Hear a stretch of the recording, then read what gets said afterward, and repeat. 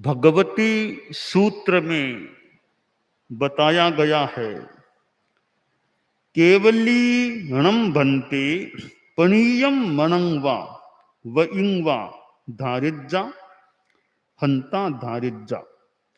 जन्नम भन्ते केवली पणीयम मनंगवा व इंगवा धारिज्जा तन्नं बेमानिया देवा जानन्ति पासन्ति गोयमा अथे गतिया जानन्ति पासन्ति अथे गतिया न जानन्ति पासन्ति। प्रश्न किया गया कि केवली यानी जो केवल ज्ञान संपन्न है, केवली साधु है, वह प्रणीत मन और वचन को धारण करता है, उनका प्रयोग करता है कि हाँ धारण करता है। यानी केवल ज्ञानी जो साधु होता है उसके क्षयोपशम भाव नहीं होता है। जैन तत्व विज्ञान में, तत्व विद्या में भाव बताए गए हैं, यानी जीवः स्वरूपम भावस्य, भावः स्वरूपम जीवस्य। जीव का स्वरूप भाव है, औदयिक भाव, औपशमिक भाव, क्षायिक भाव, क्षायोपशमिक भाव, पारिणामिक भाव। ये 5 भाव हैं। एक भाव और मिलता है, सान्निपातिक भाव। तो केवल ज्ञानी जो होता है उसमें औदयिक भाव तो होता है, उसके 4 अघाती कर्मों का उदय होता है, तो उसके औदयिक भाव भी है। औपशमिक भाव केवल ज्ञानी के नहीं होता, क्योंकि औपशमिक भाव है वह 11वें गुणस्थान के बाद नहीं रहता। 11वें गुणस्थान में तो होता है, 11वें गुणस्थान के बाद औपशमिक भाव होता ही नहीं है। ज्ञातव्य है औपशमिक भाव केवल मोहनीय कर्म से संबंधित है, और किसी भी कर्म से निकेवल औपशमिक भाव और किसी कर्म का नहीं होता, केवल मोहनीय कर्म का होता है। और केवली के मोहनीय कर्म क्षीण हो चुका होता है, इसलिए केवली के औपशमिक भाव नहीं होता। केवली के क्षायिक भाव होता है। 4 घाती कर्म क्षीण हो चुके हैं, उन चारों का क्षायिक भाव केवली में होता है। अब क्षायोपशमिक भाव, क्षायोपशमिक भाव कर्मों का हल्कापन, यह केवल 4 घाती कर्मों का ही होता है। शेष 4 अघाती कर्मों का क्षयोपशम होता ही नहीं है। और 4 घाती कर्म जिनका क्षयोपशम होता है वे केवली के क्षीण हो चुके हैं, इसलिए केवली के क्षायोपशमिक भाव भी नहीं हो सकता। पारिणामिक भाव, परिणमन तो हर भाव के साथ जुड़ा हुआ है ही, तो वो तो होता ही है। इसका मतलब हुआ 5 भावों में केवली के औदयिक भाव, क्षायिक भाव और पारिणामिक भाव, ये 3 भाव होते हैं। औपशमिक भाव और क्षायोपशमिक भाव केवली के नहीं ही होते, बिल्कुल नहीं होते हैं। अब बात यह है कि जो मन है, मन जो मूल भाव मन है, वह क्षयोपशम भाव से जुड़ा हुआ होता है। ज्ञानावरणीय दर्शनावरणीय कर्म के क्षयोपशम से संबद्ध भाव मन होता है, और चूंकि केवली के क्षयोपशम भाव होता ही नहीं है, इस दृष्टि से, इस अपेक्षा से केवल ज्ञानी साधु के यह भाव मन नहीं होता, संज्ञा मन नहीं होता, इसलिए केवली को संगी नहीं कहा जाता। यूं तो मनुष्य संगी असंगी, पर केवल ज्ञानी है। तीस मनुष्य कितने प्रकार के? तो मनुष्य तीन प्रकार के हो सकते हैं, असंगी मनुष्य, संगी मनुष्य और नो संगी नो असंगी मनुष्य। असंगी मनुष्य तो जो समूर्छिम मनुष्य होते हैं, संगी मनुष्य के मल मूत्र आदि में पैदा होते हैं, बहुत ही वो अदृश्य हैं हमारे लिए। वे समूर्छिम मनुष्य होते हैं, उनको असंगी मनुष्य कहा जाता है। हम लोग जो गर्भज होते हैं वे संगी मनुष्य होते हैं। केवल ज्ञानी जो साधु होता है वह भी पहले तो संगी मनुष्य ही था। केवल ज्ञान होने के साथ ही वो संगीपना भी छोटी चीज है उसके लिए, वो संगी भी नहीं रहता। क्योंकि संगीपना क्षयोप संभावजन्य है, तो क्या असंगी बोल दे? तो असंगीपना तो उदय भावजन्य है। तो केवली के न तो ज्ञानावर्णीय दर्शनावर्णीय का उदय भाव है, न क्षयोप संभाव है। इसलिए केवली नो संगी नो असंगी, न तो संगी होता है न असंगी होता है। तो भगवती सूत्र में बताया गया है कि केवली के प्रणीत मन होता है, यानी प्रणीत मन को वह धारण करता है। तो भी मन तो क्षयोप संभाव है, तो फिर मन हुआ कैसे? यह जो मन है वह क्षयोप संभाव वाला मन नहीं है। यह एक इस प्रकार का मन है, प्रकृष्ट शुभ मन है, और यह एक द्रव्य मन है, भाव मन नहीं है। भाव मन क्षयोप संभावजन्य है, वह नहीं होता। यह द्रव्य मन है, कोई पुद्गलों के रूप में स्थिति बनती है, उसको वे केवली भी धारण करते हैं। धारण करते हैं यानी अब वो धारण करते हैं, तब दूसरे देवता जैसे लोग भी उसके आधार पर अपने प्रश्न का उत्तर प्राप्त कर सकते हैं। तो केवली के प्रणीत मन भी होता है और वचन भी होता है। केवली बोलते भी हैं, केवली के मन भी है, द्रव्य मन, और वचन भी होता है। यो मन और वचन का संबंध भी है। तो केवली बोलते हैं, हालांकि हर कोई केवली न भी बोल पाए अलग बात है। कोई मुंह को न यंत्र खराब हो मान लो न बोल पाए, परंतु बोल सकते हैं। केवली वचन को भी ऐसे काम में लेते हैं, अथवा ले सकते हैं। तो यह एक बात हो गई। अब दूसरा प्रश्न है कि केवली के जो प्रणीत मन और वचन होता है, धारण करते हैं, इसे वैमानिक देव जानते देखते हैं क्या? तो उत्तर दिया गया भी कई देवता देखते हैं, कई देवता नहीं भी जानते देखते हैं। अब विस्तार दिया गया है, कौन नहीं जानते देखते, कौन जानते देखते, विस्तार से बातें हैं। तो अति संक्षेप में बात है, जो योग्य हैं वे भी अनुपयुक्त हो, उपयोग न लगाए तो केवली के मन को नहीं जान पाते, वचन को नहीं जान पाते, देख पाते। उपयोग लगाए तो वे जान सकते हैं, देख सकते हैं। उपयोग लगाना वो एक महत्वपूर्ण बात होती है। उपयोग लगाए, अपने अतीन्द्रिय ज्ञान का प्रयोग करे, उसमें उपयुक्त हो जाएं, तो वे केवली के मन को भी वचन को भी, खासकर मन को देखें वो अतीन्द्रिय ज्ञान से जान सकते हैं, वचन को भी दूर से वो अतीन्द्रिय ज्ञान से संभव है, लगता है, प्रतीत होता है, जान ले देख लें। तो देवता, वैमानिक देवता सारे नहीं देख पाते, जान पाते केवली के मन वचन को। जो योग्य हैं और साथ में यह भी स्थिति है उसमें उपयुक्त होते हैं, तो वे जान देख सकते हैं।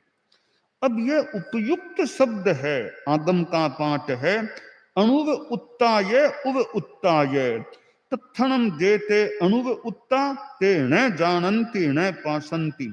तत्थणम जेते उव उत्ता, तेणम जानन्ति पासन्ति से तेनथेणम गोयम एवं बुच्चै अथे गतिया जानन्ति पासन्ति अथे गतिया न जानन्ति पासन्ति। तो उपयोग में रहना, उपयोग लगाना विशेष बात है। यह तो देवता की बात है। हम व्यवहार में देखें उपयोग कैसे होता है। एक साधु प्रवचन दे रहा है, परिषद में बहुत लोग बैठे हैं। क्या सारे लोग बात को ग्रहण कर सकते हैं? जरूरी नहीं है। कई ग्रहण कर लें, कई ग्रहण न कर सके, क्यों नहीं? मान लो उपयुक्त नहीं है, उपयोग नहीं है, बीच में नींद आ गई है, तो वे बात को ग्रहण नहीं भी कर सके। नींद तो नहीं आई पर दूसरे कोई आपस में बातों में लग गए तो वो नहीं ग्रहण कर सके, या और विचारों में खो गए, ध्यान नहीं दिया, तो वे बात को ठीक तरह ग्रहण नहीं कर सके। तो देवों की बात तो दूर, उनकी अलग बात, उपयोग अनुपयोग अतीन्द्रिय ज्ञान भी उनमें होता। हम जो मनुष्य हैं उनमें भी उपयोग लगा हुआ होता है, तो जितना ग्रहण कर सकते हैं। उपयोग नहीं लगा हुआ होता है तो उस रूप में ग्रहण न भी कर सके। तो यह उपयोग है। चित्त की एकाग्रता, मन की एकाग्रता होती है, वो एक विशेष चीज होती है। हम सामान्य रूप में बैठे हैं और कई बार हम ध्यान दें भी, कौन, जैसे कौन संत आए कौन गए, उपयोग है तो ध्यान में कौन गया कौन आया। दूसरे काम में लग गया, पता ही नहीं, तो कौन आया कौन गया पता भी नहीं पड़ता भी, कौन आया कौन गया। तो उपयोग होता है तो हम बात को, स्थिति को अपनी इंद्रियों से या अपने ज्ञान से, दर्शन से ग्रहण करने में संभवतः समर्थ हो सकते हैं।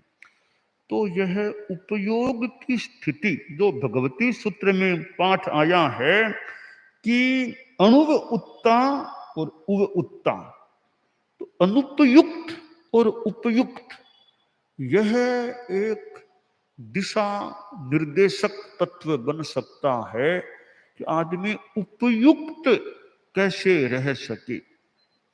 कोई भी कार्य करें उसमें दत्तचित्त उपयुक्त कैसे रह सके। प्रेक्षा ध्यान साधना पद्धति परम पूज्य आचार्य तुलसी, आचार्य महाप्रज्ञ जी यानी आचार्य तुलसी के समय प्रेक्षा ध्यान पद्धति का प्रणयन हुआ था। और परम पूज्य आचार्य महाप्रज्ञ जी तो प्रेक्षा ध्यान के शिविर लेते थे, संचालन करते थे। लाडनू जैन विश्व भारती में शिविर लगते तो तुलसी अध्यात्म निडम में महाप्रज्ञ जी प्रवर विराजमान होते। और आचार्य तुलसी भी कई बार अपराह्न में प्रवचन का होता तो आचार्य तुलसी भी निडम में पधारते थे। वहां वो संयुक्त रूप में दोनों विराज जाते। महाप्रज्ञ जी प्रवर एक तरह से मुख्य प्रवचनकार होते, बाद में संभवतः गुरुदेव तुलसी भी कुछ उद्बोधन प्रदान करते। तो प्रेक्षा ध्यान पद्धति में एक शब्द है भावक क्रिया।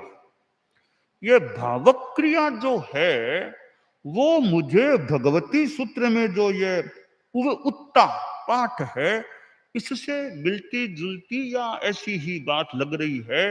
वो उत्ता है, वो भावक क्रिया वाली चीज। भावक क्रिया ठीक है तो मानो आदमी उपयुक्त है, दत्त चित्त है।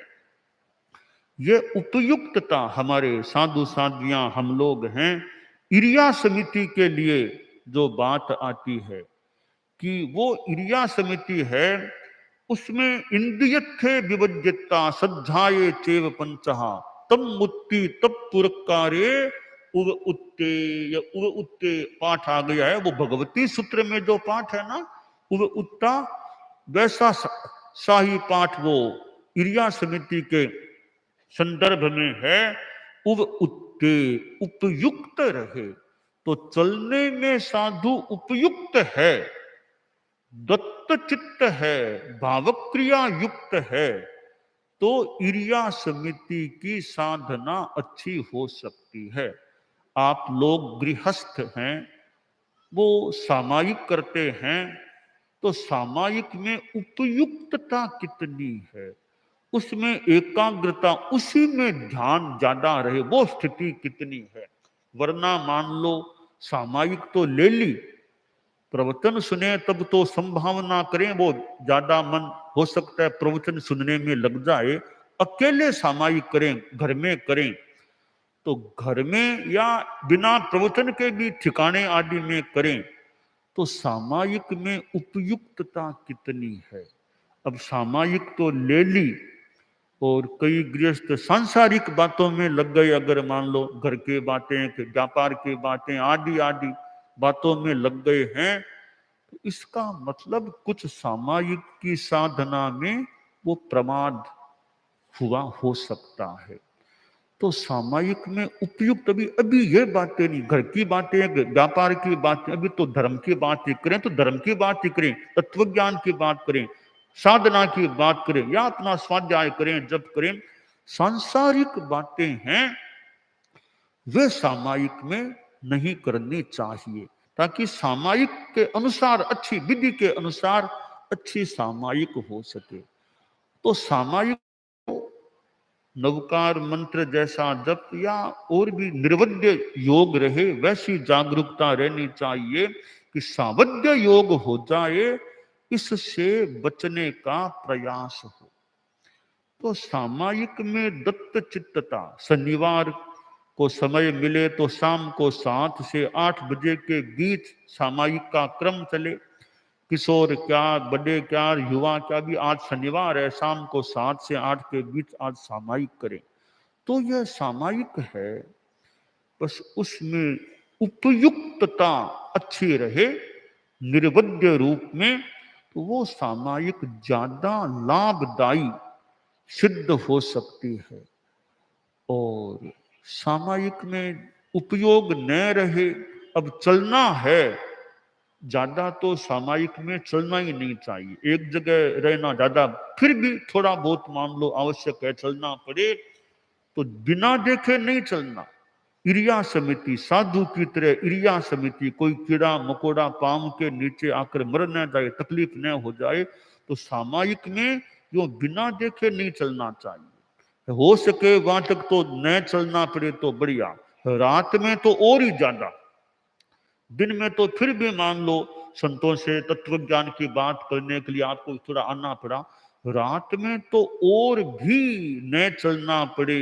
क्यों, रात को अंधेरा हो, बिना पुंजे कहीं पैर पड़ जाए, गिर जाए, तो रात को तो और भी चलने से बचना चाहिए जितना संभव हो सके। दिन में भी अनावश्यक चले नहीं, सामायिक में एक जगह ज्यादा रहें तो बढ़िया है। तो ये अहिंसा चलना हो तो फिर इरिया समिति, जीव जंतु कोई मर न जाए, ये उपयोग रहना चाहिए। इसलिए सामायिक है, इस बात को ही भूल गया कि मैं अभी सामायिक में हूं, वो विस्मृति हो जाए सामायिक की, यानी उपयोग शून्यता किसी रूप में आ गई हो सकती है।